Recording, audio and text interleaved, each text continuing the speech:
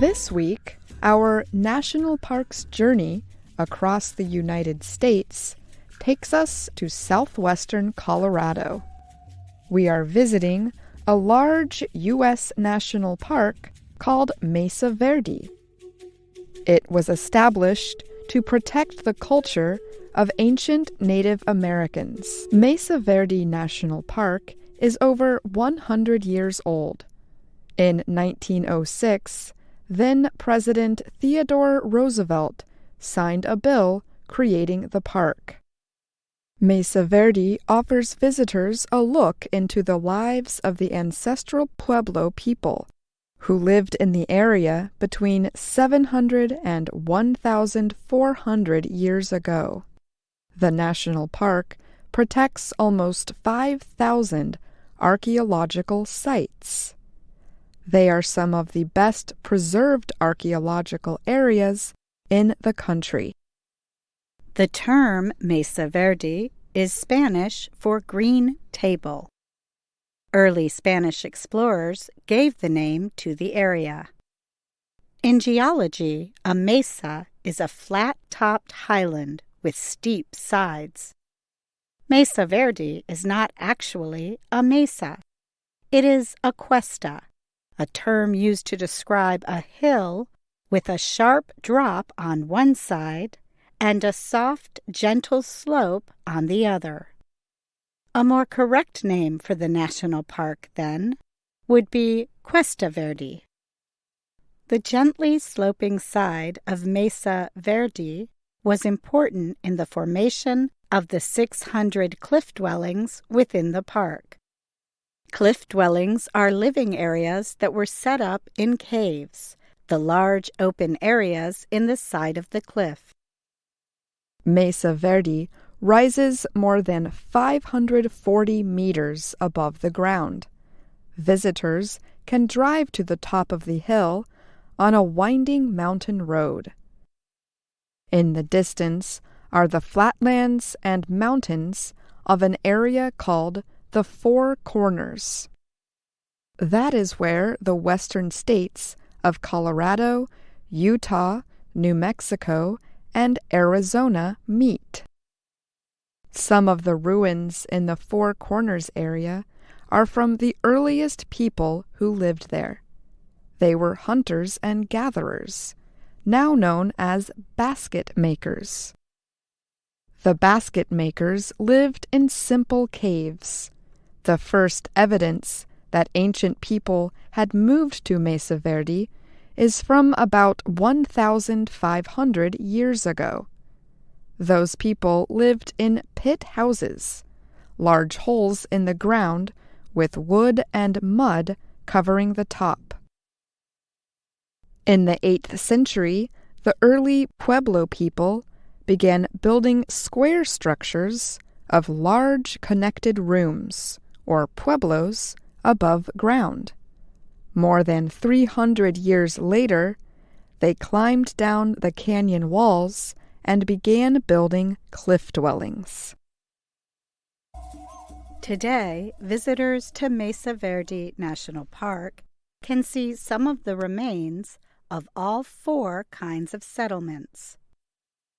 Visitors are able to explore several of Mesa Verde's renowned cliff dwellings. Many of them take several hours to reach by foot. Signs along some of the paths point to trees and plants used by the ancestral Puebloan people. Visitors will also find the juniper and pinyon pine trees that make Mesa Verde green. Cliff Palace is the largest cliff dwelling in Mesa Verde and North America. It has 150 rooms. It is not easy to get to Cliff Palace. Visitors must climb down into the canyon on a narrow path with many steps. They must also climb down several ladders. But the trip is well worth the effort. Visitors can examine this beautiful structure made of stone and clay. Spruce Tree House is the third largest cliff dwelling in Mesa Verde. It has 114 rooms. It also has 8 underground rooms called kivas. Pueblo Indian men gathered in the kivas for ceremonies. Spruce Tree House is usually the easiest cliff dwelling to visit. The path winds down into the valley and then up to the ruins. But visitors have not been able to explore Spruce Tree House since October of 2015, after rocks fell near the area. Park officials closed the site for safety reasons. Mesa Verde National Park occupies 21,000 hectares of land in Montezuma County, Colorado. About 500,000 people visit the park each year. Archaeologists working in Mesa Verde have recovered many objects that the ancient Pueblo people used, including tools and jewelry. Many of the objects can be seen in the Visitors Center. However, human remains or any object from a burial area may not be touched or shown. This is to respect the wishes of the modern Puebloan people who live in the area today. Mesa Verde has been recognized as a special place. The United Nations named it as one of the first World Heritage Sites in 1978. As part of the National Park Service's 100th anniversary, Mesa Verde is offering special backcountry tours. Visitors can take a long walk to Spring House, the largest unexcavated cliff dwelling in the park. The old structure is very fragile.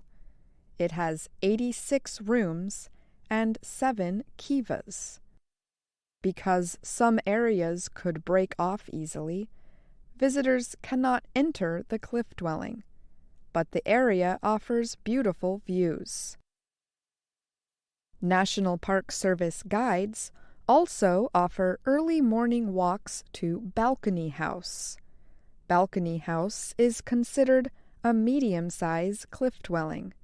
It has 40 rooms. Visitors can climb a ladder, crawl through a long and narrow passageway, and climb a steep cliff with stone steps. Then they can watch the sunrise from inside Balcony House and begin their day just as the Pueblo Indians did hundreds of years ago.